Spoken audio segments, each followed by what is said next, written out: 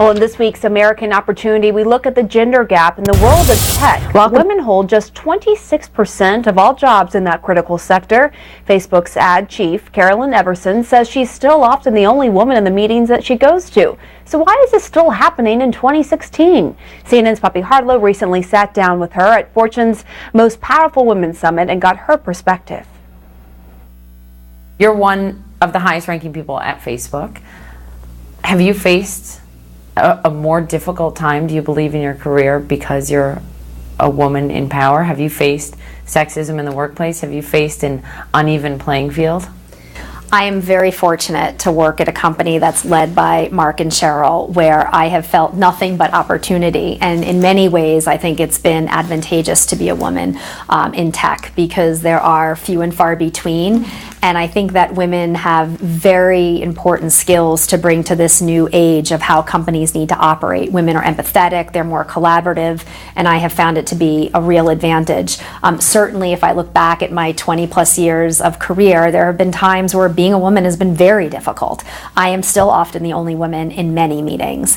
I get on many meetings. I get online to get to the airport, and I happen to have pretty high status on United because I fly them all the time. But if I'm with my husband, they automatically assume he is the frequent flyer, and they'll call him up, and he's there. He's like, "No, it's my wife." And so there's stereotypes every single day. But what I'm really most proud of is watching my two daughters grow up and see it through the lens of their eyes, which is that, you know, they really believe anything is possible, and they both have big dreams. And that's, at the end of the day, what I need to give to them is a sense that anything is possible. Women in tech. 26% of all tech jobs in the United States are held by women. Why is that still the case in 2016? We have made very little progress in women in tech, and it's really a funnel problem, starting at the earliest ages in education. If you look at what jobs are going to be available over the course of the next few years, the jobs that are available today, we have well over 1 million, almost 1.4 million jobs in computer science that are completely available, that we will go unfilled. And part of it is a pipeline issue of getting enough women interested in math and science at an early stage. That is why efforts with Girls Who Code, and even the efforts with Girls Inc. that are bringing in and trying to motivate young girls to stay with math and science is incredibly important. Should computer programming, coding, be mandatory in school? I think computer science should be mandatory. Yeah. I do. I think it should be a requirement, even if it is one semester, to expose. Why do I think that? It is going to be part and parcel to almost every industry. If you think about where healthcare is going, software is going to be a huge driver of that. Cars. If you talk to any of the CEOs in the automotive industry, they talk of themselves as a software company. Right. Travel. Every industry is being reinvented, and if we want to create a population that is ready, not only for the jobs that are open today, but going to be increasingly open, we are going to need people that have some sensitivity and knowledge, and not be afraid of what computers can bring. Do you believe that it is an issue, it comes down to America's competitiveness?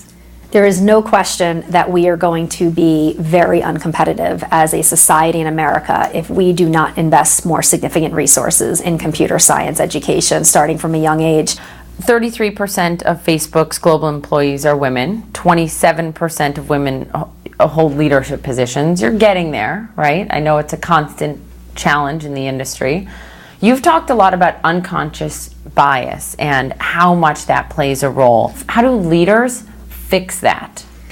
There is unconscious bias in everyone. And so part of the first thing that we have done is acknowledge that everyone has some type of unconscious bias. And by talking about that and sharing what people's unconscious biases are, we've tried to take this, the bias of talking about it out of the system. And so we're trying to hit it head on.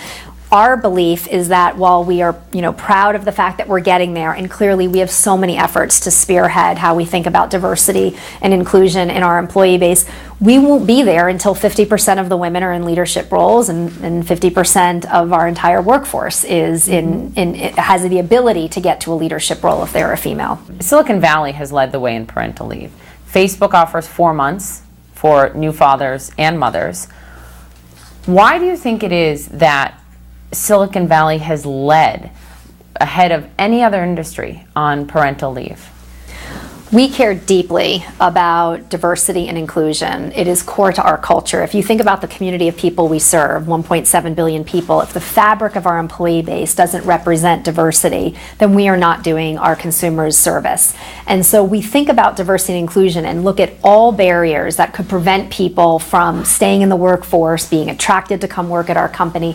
And so we care deeply. We have, announced that men and women get paid the same in like jobs. We have equal parental leave for females and males. We have a recharge policy where after 5 years people can take 4 weeks off. And our view is that you need to have a culture that is sustainable, that drives high performance. You are a mother of twin girls, right? Yes. Obviously, having people out of work for 4 months at a time, new parents, there is a significant cost associated with that. Clearly, Facebook has done the calculus that it is worth the cost for retention, right? I mean, walk me through the business case for giving employees that much time. If you think about the business case, we have about 14,000 people working at Facebook, and we're growing, pretty quickly each year. We want to have a culture that absolutely attracts the very best talent. As I said, people are the most important asset of a company. And so if you deeply believe that people are your most important asset, you do all this work to recruit them in, then once they get in, you need to think about creating an environment that they can thrive, that they can have it be sustainable, that they can achieve not only exceptional results at work, but also have an extraordinary life outside of work. Mm-hmm. There is a high correlation between people's overall happiness and their productivity at work. And you can see more of Poppy's interview at cnnmoney.com/American Opportunity.